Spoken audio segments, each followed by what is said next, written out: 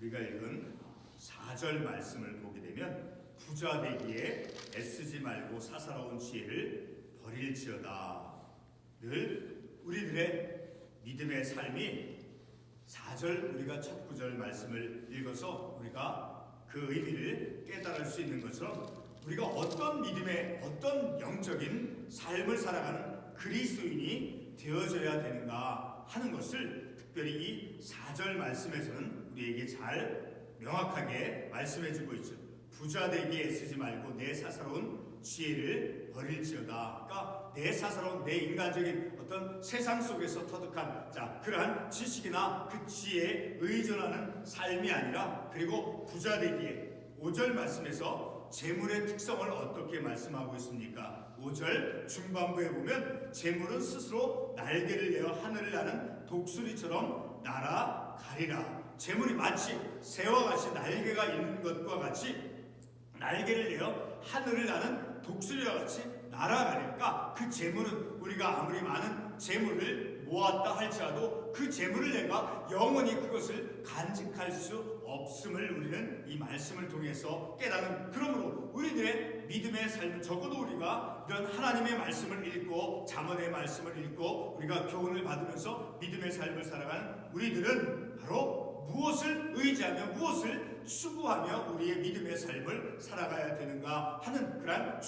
아주 중요한 그런 교훈을 우리가 깨달을 수 있죠. 자, 우리 같은 잠언 28장 22절의 말씀을 한번 가보겠습니다. 잠언 28장 22절의 말씀을 보게 되면 악한 눈이 있는 자는 재물을 얻기에만 급하고 빈궁이 자기애로 임할 줄은 알지 못한, 여기서 악한 눈이라고 하는 것은 바로 인색한 사람을 의미하는 거예요. 그 인색한 사람은 자기가 재물을 얻는 것에만 이제 집중을 해서 재물 얻는 것에만 마음을 두고 삶을 살아가는 그러한 사람이다라는 거예요. 자, 그러한 사람들은 아무리 물질을 재물을 많이 모은다 할지라도 그 재물이 그에게 영원히 있을 수 없음을 우리는 특별히 오늘 읽었던 5절 말씀을 통해서 알 수 있죠. 자, 우리는 그럼 부자가 되기에 애쓰지 말고 이런 말씀을 통해서 우리는 그럼 어떤 믿음의 삶을 살아가야 될 것인가? 우리 신약성경 디모데전서 말씀을 한 군데 찾아보면서 이해를 해보도록 하겠습니다. 우리 디모데전서 6장 6절에서 8절의 말씀을 한번 가보겠습니다. 디모데전서 6장 6절에서부터 말씀을 잠깐 보겠습니다. 그러나 자족하는 마음이 있으면 경건은 큰 이익이 되느니라. 우리가 세상에 아무것도 가지고 온 것이 없음에 또한 아무것도 가지고 가지 못하리니, 그러니까 디모데전서 이 말씀을 통해서 자족하는 마음이 우리에게 있어야 됨을 우리는 이 말씀을 통해서 깨달을 수 있죠. 자, 우리가 이 세상에 태어날 때 우리가 가지고 온 것이 아무것도 없다라고 이 7절에서 말씀하고 있죠. 자, 그리고 또한 우리가 이 세상을 떠날 때 아무것도 우리가 이 세상에서 많은 물질과 재물을 모았다 할지라도 우리가 이 세상을 떠날 때 그 물질을 가지고 갈 수 없음을 이 말씀은 우리에게 교훈해주고 있죠. 그래서 8절 계속해서 말씀을 보면 우리가 먹을 것과 입을 것이 있은즉 족한 줄로 알 것이다. 우리가 추위에 견딜 수 있는 옷이 있고 또 우리가 배고프지 않게 먹을 음식이 있다라고 하면 우리의 마음에 어떤 마음을 가져야 되냐라는 거예요. 6절에 우리가 읽었던 것은 자족하는 마음이 있으면, 자, 먹을 음식과 입을 옷이 있으면 족한 줄로 알라, 만족함을 얻을 줄 알아라는 거예요. 그리고 9절 계속해서 말씀을 보면 부하려 하는 자들은 시험과 올무와 여러 가지 어리석고 해로운 욕심에 떨어지나니 곧 사람으로 파멸과 멸망에 빠지게 하는 것이라. 부하게 하는 자, 부하는 것을 추구하면서 삶을 살아야, 다시 말하면 욕심에 이끌려서 재물 얻을 마음만 가지고 삶을 살아가는 그러한 인생은 어떤 말로를 겪게 되어지느냐. 9절에 있는 말씀같이 사람으로 하늘과 멸망에 빠지게 하는 것이라. 그러므로 우리는 우리의 믿음의 삶을 이 땅에서 그리스도인으로서 말씀대로 삶을 살아가는 우리들은, 자, 먹을 것이 있고 입을 것이 있으면 족한 마음을 가질 줄 알아야 된다는 거예요. 6절에 있는 말씀같이 자족하는 마음, 만족할 줄 아는 그런 마음을 가지고 우리의 믿음의 삶을 살아가면서 지혜를 구하면서 더욱 하나님의 말씀에 의지하며 우리의 삶을 살아가는 것이 지혜로운 자로서의 삶의 모습임을 우리는 이 말씀을 통해서 교훈을 받을 수 있다는 거죠. 자, 그리고 6절의 말씀을 보게 되면 악한 눈이 있는 자의 음식을 먹지 말며 그의 맛있는 음식을 탐하지 말지어다. 자, 여기서 악한 눈이라고 하는 것은 아까도 말씀을 드렸듯이 바로 인색한 자를 의미하는 거예요. 인색한 자는 바로 어떤 사람에게 음식이나 어떤 것을 대접한다 할지라도 그것을 이제 아까워하는 그야말로 인색한 그런 마음을 가지고 있다는 거예요. 그래서 그 인색한 사람이 어떤 먹을 것을 준다라고 할지라도 자 8절의 말씀을 보면 내가 조금 먹은 것도 토하겠고 내 아름다운 말도 헛된 대로 돌아가냐. 그렇게 인색한 자, 어떤 것을 주는 것을 아까워하는 그런 인색한 자에게 이제 그가 주는 음식이 맛있다, 아름답다, 훌륭하다 그런 말을 하는 것은 자 결코 유익이 되지 못하고 오히려 헛되다라는 것을 이제 8절의 말씀을 통해서 우리가 알 수 있다라는 거죠. 자, 그리고 9절의 말씀을 보게 되면 그러니까 이 9절의 말씀을 잠깐 보기에 앞서서 늘 우리들의 믿음의 삶 속에서 늘 관대하고 관용을 베풀 줄 알고 먼저 친절을 베풀 줄 아는 그리고 자족하는 마음을 가지고 우리의 믿음의 삶을 살아가야 됨을 우리가 이런 말씀을 통해서 지혜를 얻을 수 있다는 거죠. 자, 9절의 말씀을 보게 되면 미련한 자의 귀에 말하지 말지 이는 그가 내 지혜로운 말을 업신여길 것입니다. 우리는 이 세상 속에서 사람들과 만나면서 삶을 살아가죠. 자, 그럴 때 이 말씀과 같이 미련한 자의 귀에 말하지 말지. 미련하게 자 지혜롭지 못하게 어리석게 자기중심적으로 자기의 이익만을 추구하면서 마치 오늘 본문의 말씀에 나온 인색한 자와 같은 그런 삶을 살아가는 사람에게 지혜로운 말을 지혜로운 그런 말을 한다 할지라도 그런 사람들은 그 지혜로운 말을 업신여긴다라는 거예요. 그러니까 늘 우리는 사람을 우리가 만나서 어떤 말을 할 때 늘 지혜롭게 대할 줄 알아야 된다라는 것을 우리가 이 말씀을 통해서 알 수 있죠.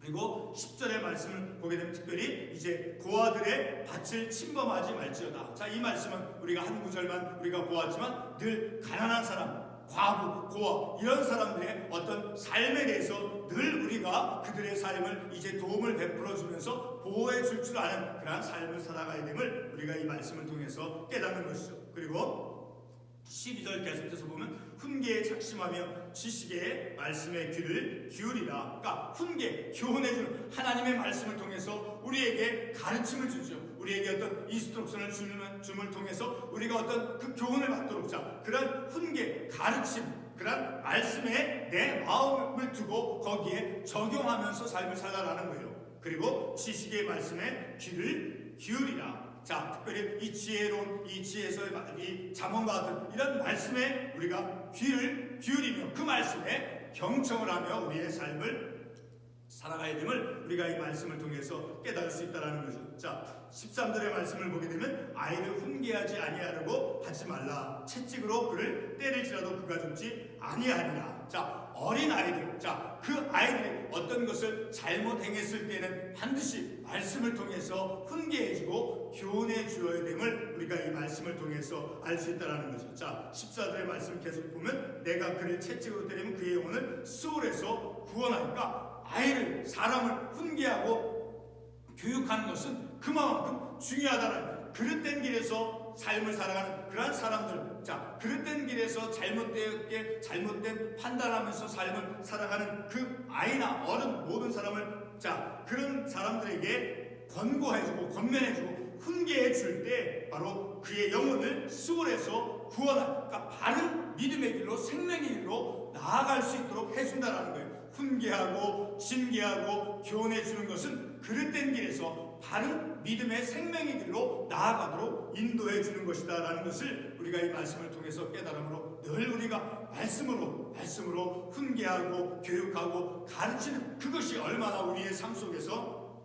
중요한가 하는 것을 우리가 깨달을 수 있죠. 자, 계속해서 이제 15절 말씀을 보면 내 아들아 만일 내 마음이 지혜로우면 나 곧 내 마음이 즐겁겠고, 이 지혜 스승, 그 제자가 그 지혜 스승에게 이제 그 지혜 스승을 향해서 이제 그 마음의 제자의 마음이 지혜로우면 마음이 즐겁겠고, 그러니까 지혜로운 것은 지혜로운 말, 지혜로운 태도, 지혜로운 자의 삶은 사람의 마음을 즐겁게 한다는 거예요. 그리고 16절 말씀을 보게 되면 만일 내 입술이 정직을 말하면 내 속이 유쾌하리라. 그렇죠? 정직한 삶을 살아가는 그 삶의 모습을 통해서 우리에게 기쁨이 되어지고 마음에 평안함을 줄 수 있다는 거예요. 그러니까 지혜롭게 그리고 정직하게 삶을 살아가는 것은 우리의 삶을, 우리의 마음을 평안하게 해줌을 우리가 이 말씀을 통해서 알 수 있다는. 그러므로 늘 우리는 우리의 삶이 늘 지혜로운 자로서 그리고 정직한 자로서 삶을 살아갈 때 우리들의 마음 그리고 다른 사람에게 마음에게도 평안을 주는 것임을 우리가 이 말씀을 통해서 깨달을 수 있죠.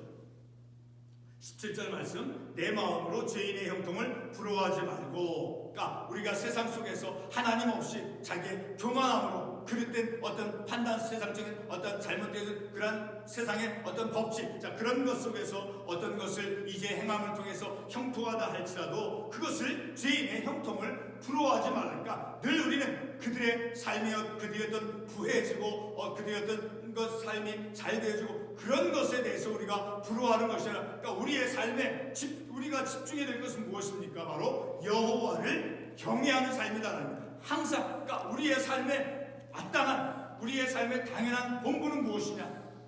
하나님을 경외하는 자로서 삶을 살아가는 것이 우리의 당연한 마땅한 본분임을 우리가 이 말씀을 통해서 알 수 있다는 거예요. 그래서 18절에 보면 정령이 내 장래가 있겠고 내 소망이 끊어지지 아니라. 자, 하나님을 경외하는 자로서 삶을 살아갈 때 세상의 어떤 사람들 그 죄인들의 어떤 형통을 부러워하는 그런 삶이 아니라 오직 내 삶의 본분은 하나님을 경외하는 자로서 삶을 살아가는 그 삶에는 장래가 있겠고 그리고 소망이 끊어지지 아니한다라고 오늘 이 본문의 말씀에서 말씀해주고 있죠.